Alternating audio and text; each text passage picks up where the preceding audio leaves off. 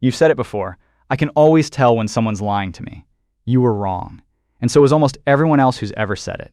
One of the largest studies ever done on this looked at more than 200 studies and over 20,000 people. The average person gets it right about 54% of the time. That's barely better than flipping a coin. Trained professionals, police officers, interrogators, the people whose entire job is catching liars, don't do much better. So if lie detection is basically a myth, why do some people seem to read others so well? Because they're not trying to catch a lie. They're trying to catch a change. That's the entire secret. And once you see it, you'll notice it everywhere. Trick 1, the baseline. Before an experienced interviewer asks a single hard question, they spend a few minutes on nothing. Weather, traffic, how your day is going. It looks like small talk. It isn't. They're recording your normal, how you sit, how fast you talk, what you do with your hands when nothing's at stake. That's your baseline. Every tell people talk about only means something when it breaks from it. Crossed arms mean nothing on their own.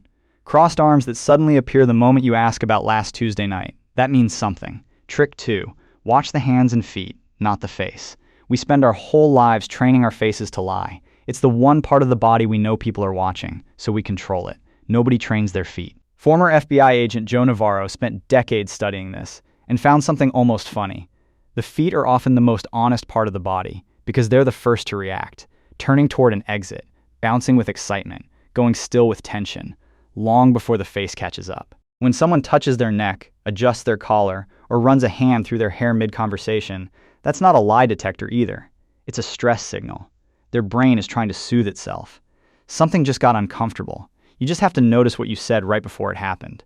Trick 3, silence is the trap. Most people cannot tolerate a pause. After you finish a sentence, silence feels like pressure, like you're supposed to keep going. Skilled interviewers know this, so instead of jumping in with the next question, they just wait. Almost every time, the other person keeps talking. Not because they're forced to, because the silence is more uncomfortable than the truth. Trick 4, ask them to rewind. This one is almost unfair. Instead of asking someone to tell a story in order, ask them to tell it backward, starting from the end. Real memories can handle that. They're stored as an experience, not a script, so you can enter them from any point. A rehearsed story can't. It was memorized forward, like a sentence, and forcing it to run in reverse breaks it. In one study, observers tried to spot liars from a normal, forward order account. They caught it less than half the time. When the same liars told the story backward instead, spotting them jumped to 60%. Trick 5, mirror them. Chris Voss, a former FBI hostage negotiator, built an entire career on this, not mimicry. That's obvious, and obvious is the opposite of effective. His method is subtler. Repeat back a few of someone's own words, match their pace, soften your tone when theirs softens. It sounds like a trick to manipulate someone. It's really the opposite. Mirroring signals one thing to another person's nervous system. I am listening. And people who feel truly listened to stop performing.